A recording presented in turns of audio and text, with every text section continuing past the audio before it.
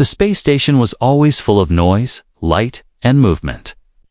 Aliens of every kind walked the long halls, talking in strange voices, selling things, fixing things, or just staring at others in the corner of the food hall.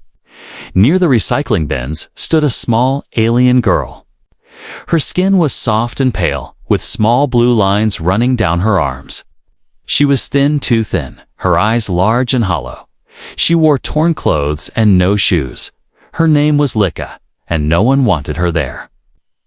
The food line stretched long, with aliens laughing and talking. Big bowls of steaming food passed from hand to hand, but every time Lika stepped forward, someone pushed her back. "Move, trash," a large green alien said, kicking her foot. Another one laughed. "She doesn't even belong here." Lika looked down. Clutching her empty food token, her stomach growled again, loud and painful. She hadn't eaten for 2 days. Still, she waited in line, hoping the cook at the front, a machine with red eyes and 6 arms, saw her and turned away. "No serving." Without station ID, it said in a flat voice. Lika tried to speak, but her voice came out dry, broken. I'm hungry," she whispered. The group behind her began to laugh. One alien threw a soft piece of bread at her. It bounced off her face. Another held out a spoon filled with sauce, then pulled it back and licked it. "Oops, too slow," he sneered. Lika didn't cry. She had no tears left. Her legs felt weak, and her arms hung like broken wires. She took a step back and leaned against the cold wall. That's when someone noticed her. A human man stood across the food hall, near the repair station.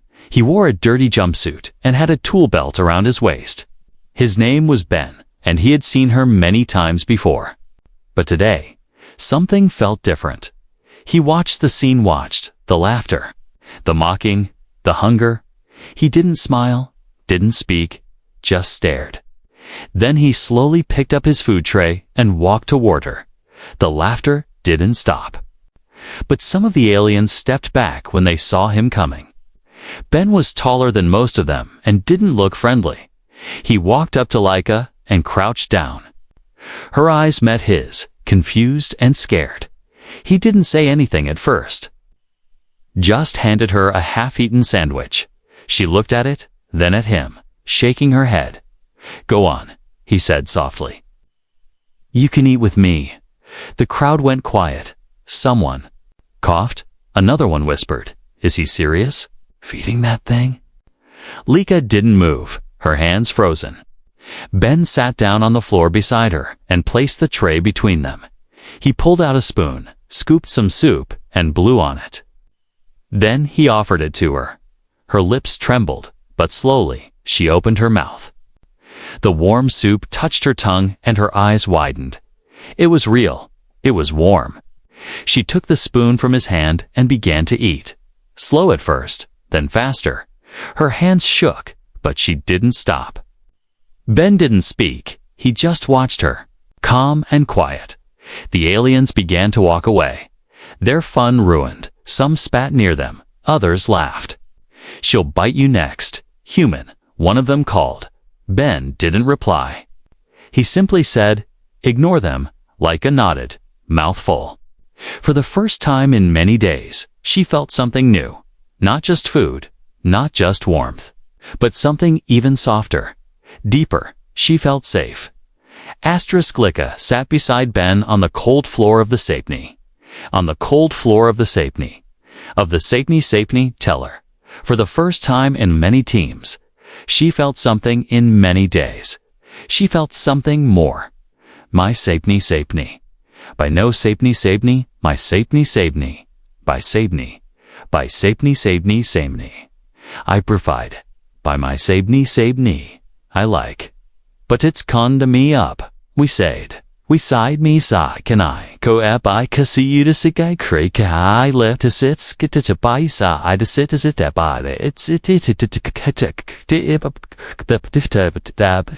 at the hiccup that cock my glad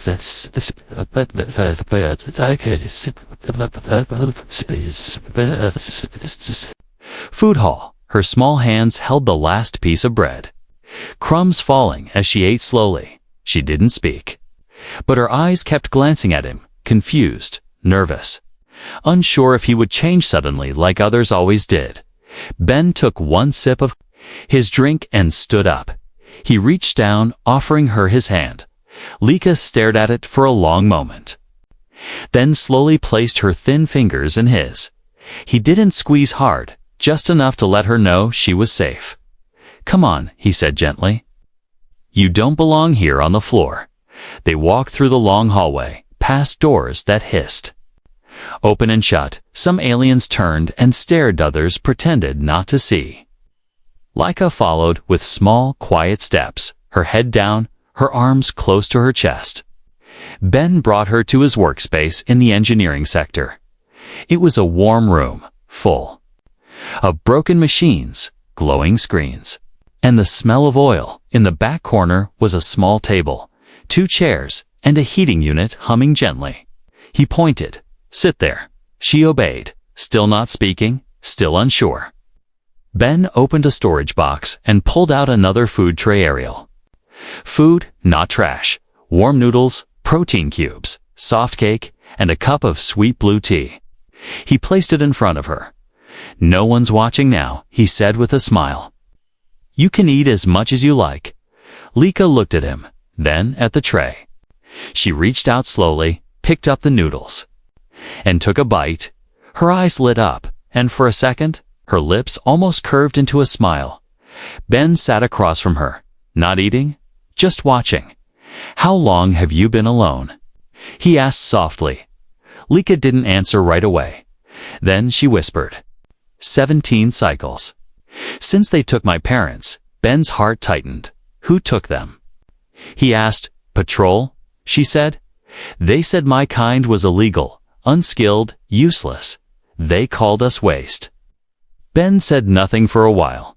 He knew the station council made rules that served the rich species. Small ones, like Likas, were often left behind, or worse, punished for just existing. Where have you been sleeping? He asked. Air vents, she said. Sometimes the waste shoots. He stood up, walked to the back of the room, and opened a closet. Inside was a folded sleeping mat, a pillow, and a clean blanket. He laid them on the floor beside the warmest. Wallen said, You'll sleep here tonight. Lika stared at the blanket like it was magic. She didn't move toward it, just kept looking. Ben returned to his seat and picked up a small repair device. He began fixing a broken drone. His hands steady, his face calm. Can I help? Lika asked suddenly. Her voice was tiny, but clear. Ben paused and looked at her. You know machines? He asked. I used to help my father, she replied. He was a repair chief. Ben handed her a small set of tools. Try removing the back panel, he said. Lika took the tools and got to work. Her hands were small, but quick. Her fingers nimble. In just a few minutes, she had the back open and the damaged wire exposed. Ben whistled. Impressed. Not bad, he said. You're faster than some of the adults here. Lika smiled, just a little, but it was real this time. They worked together for the next hour. Ben fixed the main wiring, and Lika cleaned the joints and replaced the broken chips. It was the first time in days that she forgot her hunger. She forgot her fear. She felt useful that night. After a warm bath in a small side chamber, Lika curled up under the soft blanket. She looked at the ceiling as the room lights dimmed. Ben was sitting nearby, working quietly. Thank you, she whispered. Ben looked up. For what? For the food, she said. For the bed. For not laughing, Ben smiled. No one should laugh at someone who's starving. Tomorrow, we'll fix more things together. Lika nodded, her eyes slowly closing. The hum of machines was like a lullaby for the first time in many nights. She slept peacefully, but outside that room, trouble was already building. Not everyone was happy about a human helping a lost alien girl, and some of them were watching, quietly planning. The next morning, Lika woke up before the station lights turned on. She sat up quietly, careful not to wake Ben. His head rested against the wall. Tools still in his lap, he had fallen asleep while fixing a broken drone. Lika stretched her arms and stood. She folded her blanket neatly, placed it back in the corner. Then she walked to the table and looked at the parts Ben had laid out. Tiny screws, chips, and wiring waited to be repaired. She smiled softly and picked up a tool. She didn't feel like a lost child anymore. She felt like an assistant, like someone who belonged. When Ben opened his eyes, he saw her sitting at the table, one machine already fixed, its screen blinking green. He rubbed his eyes and chuckled. "Remind me who's the engineer here," he said. Lika grinned, her hands covered in oil. Ben stood and stretched his back. Then he handed her a food packet and said, "Let's eat before the rest of the sector wakes up." But the rest of the sector was already awake, and they were already talking. Two engineers stood outside the tool room, whispering, "Did you hear? The human took in that street alien. She's been sleeping in his quarters, eating his food, playing with company equipment." A third voice joined in. "She's dangerous. She's undocumented. She could be a spy, or worse, a mutant." Inside the repair bay, Lika didn't know any of this. She worked happily with Ben, cleaning tools, fixing wires. She didn't notice the way people looked at her when she followed Ben into the supply hall. She didn't hear the soft insults whispered behind her back, but Ben noticed. He saw how the other workers stepped away when Lika entered the room, how they rolled their eyes, how they smirked. He didn't say anything yet, but the anger was building in his chest. Later that day, Lika helped repair a large maintenance bot. Its circuits were jammed deep inside, too small for Ben to reach. So Lika crawled inside the bot's body and used her tiny hands to replace the wiring. The bot powered on and rolled across the floor smoothly. Everyone saw it. Some clapped lightly, but most just turned away. Ben patted her shoulder and said, "You saved us hours of work." Lika smiled, glowing with pride. She didn't need much, just that moment of being seen. But the whispers grew louder. A senior engineer named Varun, tall and proud, called Ben aside. He wore a gold badge and had sharp red eyes. "I heard you're keeping a street alien in your workshop," Varun said. Ben folded his arms. "Her name is Lika. She's helping me with repairs." Varun laughed coldly. "She's not registered," he said. "No ID, no work rights. You're risking your job." Ben didn't blink. "She's done more good here in 2 days than some of our staff have done in 2 years, Varun." Leaned in closer. "If she stays here, you'll be reported to the council. They don't care how sweet she looks. They'll throw her in the waste zones. Or worse." Ben said nothing. But that night, he locked the door to his workshop. He sat beside Lika as she read from a datapad he gave her. Simple words, basic numbers, but she read them like they were treasure. Suddenly, there was a loud bang outside. Lika jumped, dropping the pad. Ben grabbed a wrench and opened the door. Slowly, outside, someone had smashed a food tray against the wall. Written in sauce were the words, "Humans eat with trash." Lika stared at the words, her chest tight. Ben wiped the wall with his sleeve. Then he turned to her and said, "Let them talk, but why do they hate me?" She asked. "I didn't do anything." Ben knelt beside her. "They're afraid of what they don't understand," he said. "But you're not alone anymore." Lika nodded, trying to stay brave, but her hands shook. That night, she didn't sleep easily. Every sound made her flinch. Every shadow looked like danger. But Ben stayed up late, working by her side. He never let her see how worried he was. He knew what was coming. And he knew he had to protect her, no matter what it cost him. Asterisk, the next day started with silence. No laughter, no machine's worry. Only heavy boots in the hallway and the low hum of alert messages. Ben was tightening bolts on a broken gravity stabilizer. Lika sat nearby, sorting wires by color and length. She liked small tasks, and Ben liked how careful she was. Then came the knock. 3 slow, hard bangs on the door. Ben froze. Lika looked up, her fingers still holding a red wire. He walked to the door and opened it. 2 guards stood there, tall and cold, their faces hidden by black visors. Between them stood an officer wearing the silver badge of the station council, Benjamin Alden. The officer said, "You are summoned by the council for questioning." Ben's jaw clenched.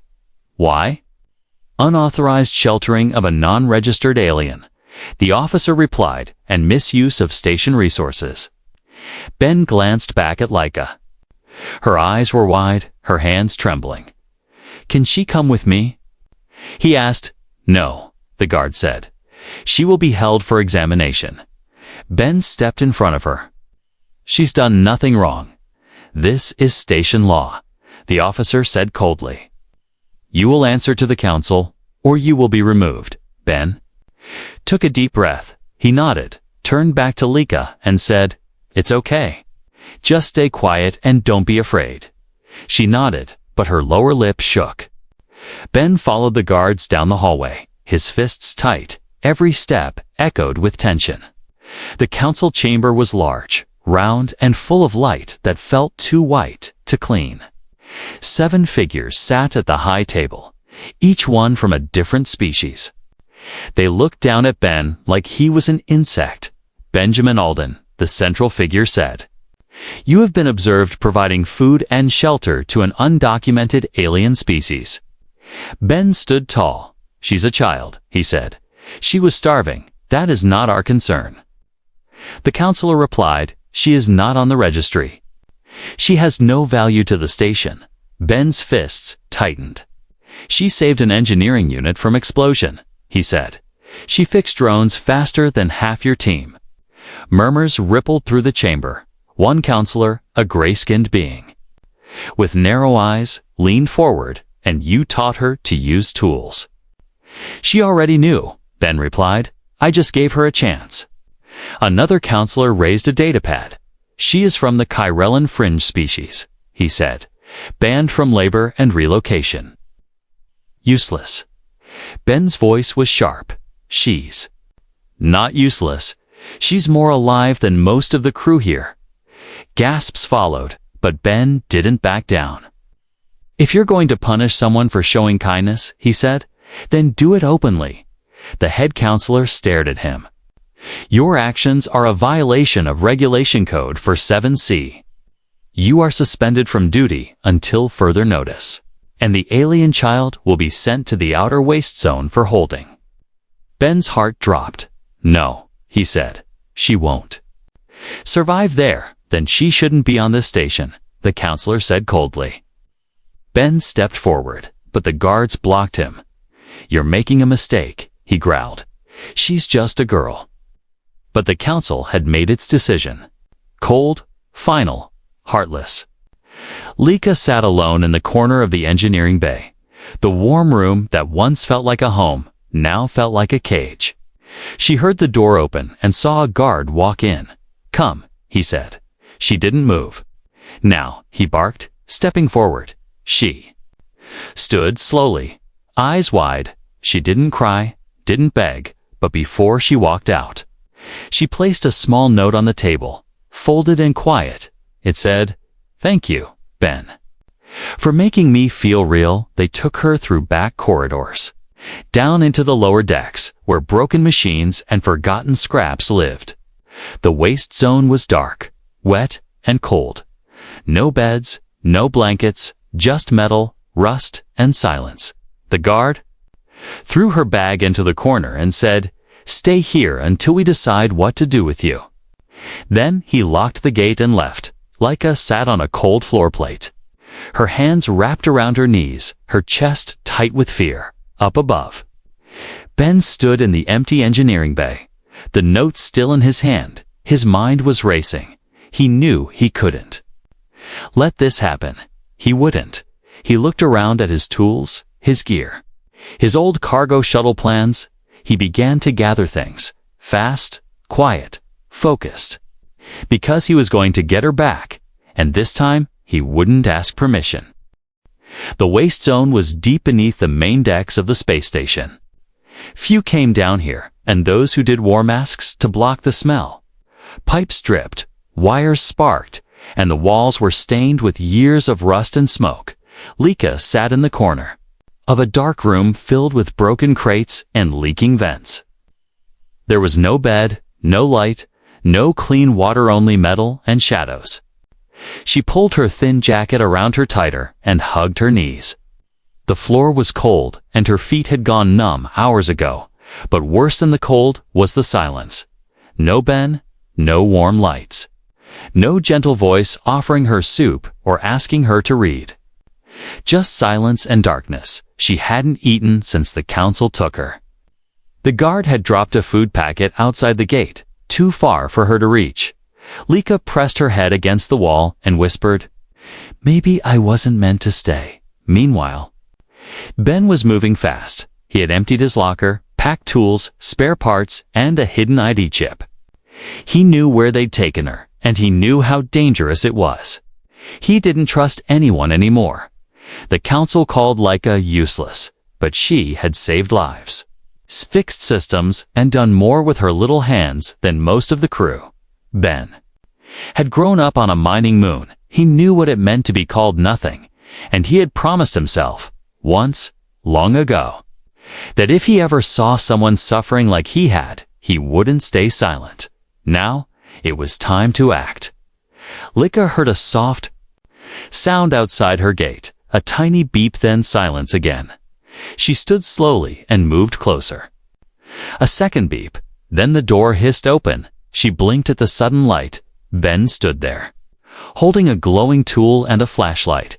His face was serious, but his eyes were warm. "You came," she whispered. "Of course I did," he said, and knelt down, wrapping a blanket around her. "You didn't think I'd leave you here, did you?" She shook her head, tears starting to form. He smiled and said, "Then let's go before anyone notices." He led her through maintenance tunnels only engineers knew.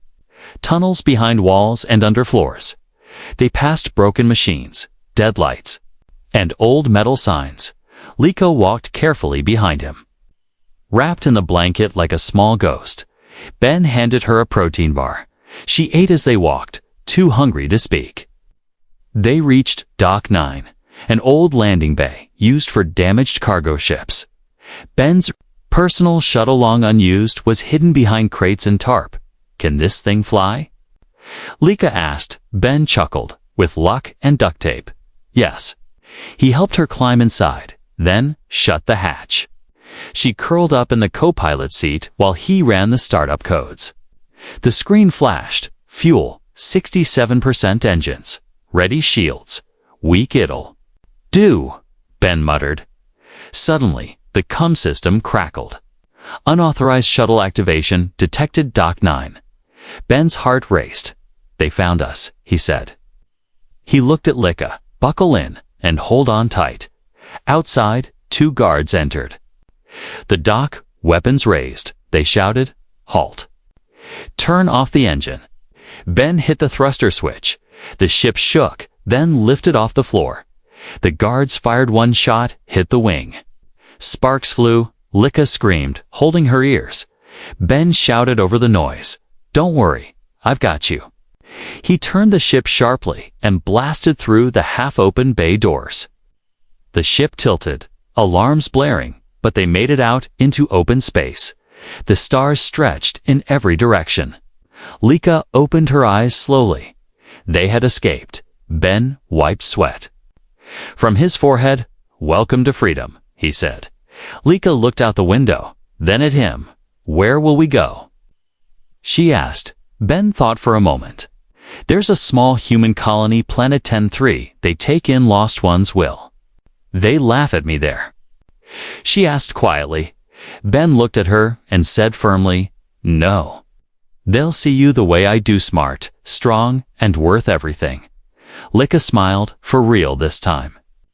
The stars outside didn't look cold anymore. They looked like hope. Asterisk, the stolen shuttle flew fast. Too fast for a ship that hadn't flown in years. Its wings shook, and one engine coughed sparks. But Ben held the controls steady. Eyes locked on the star map, Lika sat beside him.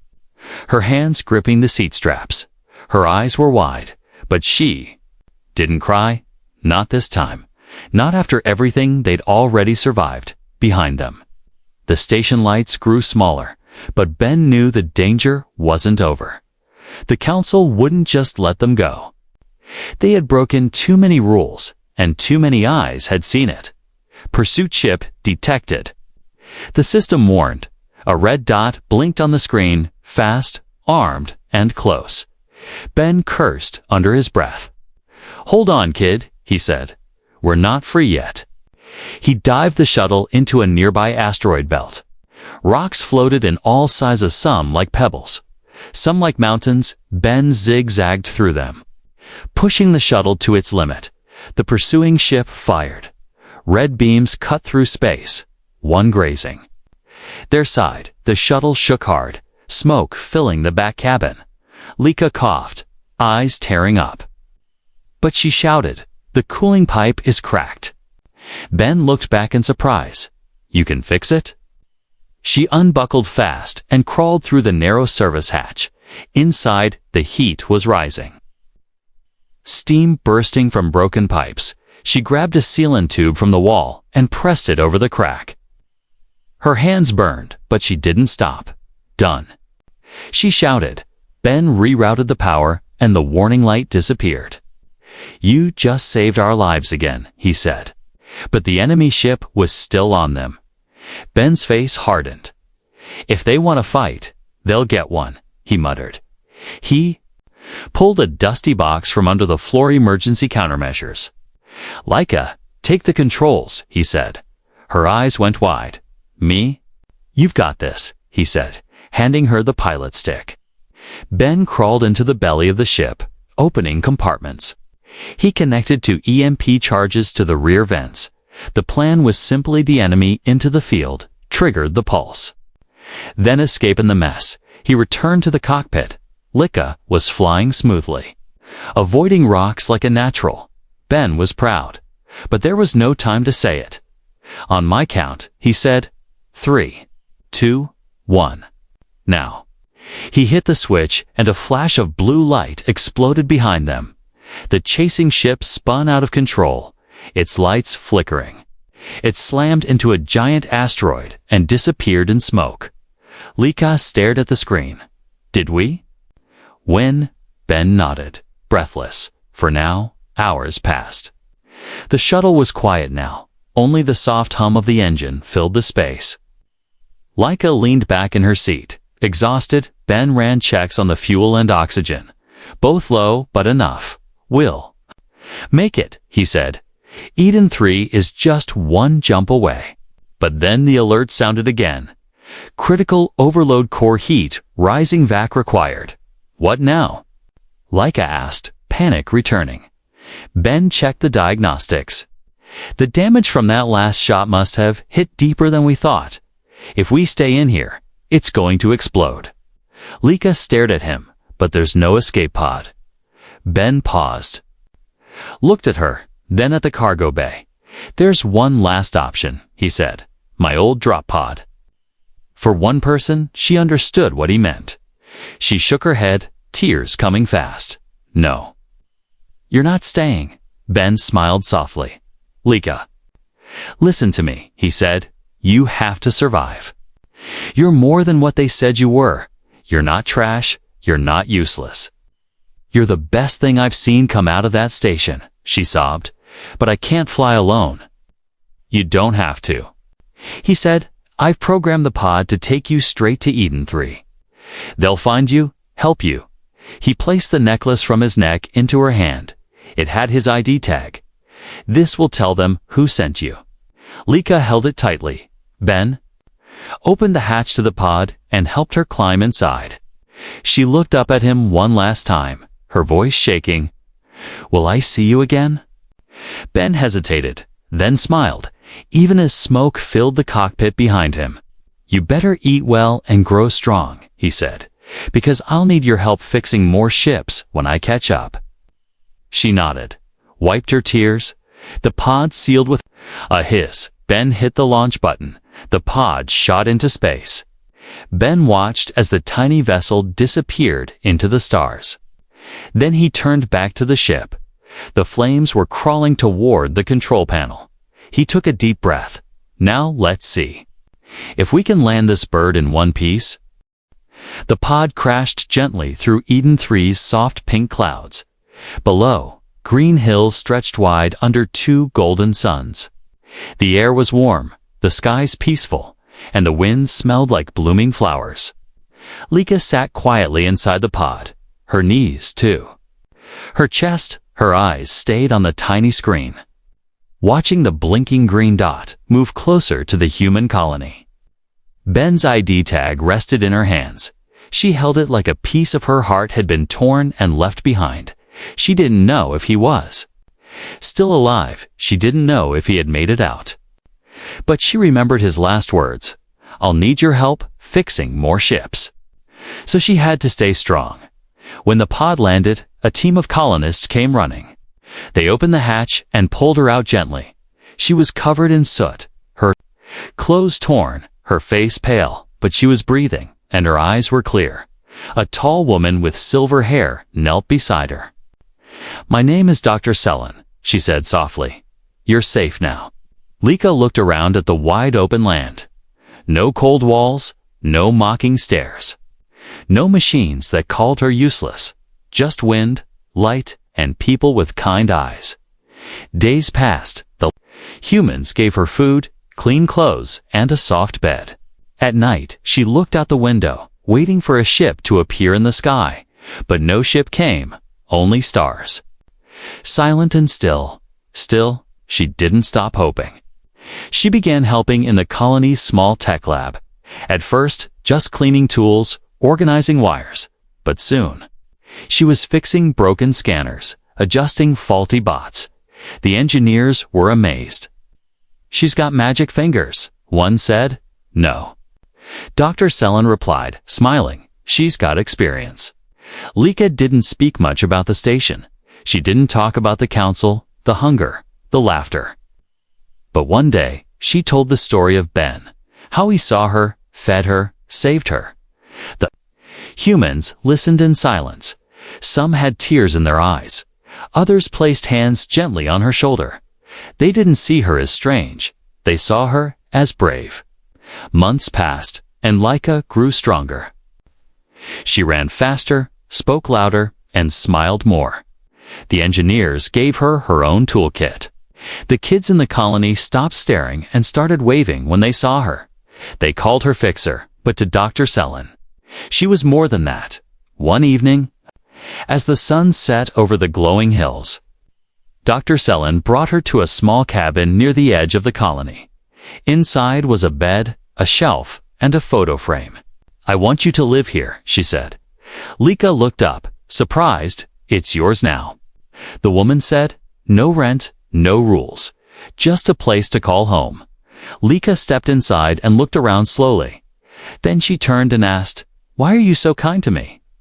Dr. Selen knelt down, took both her hands, and said, because I see the same fire in your eyes I saw in my son's. He died in a shuttle accident 5 years ago, but he was brave like you. Lika wrapped her arms around her.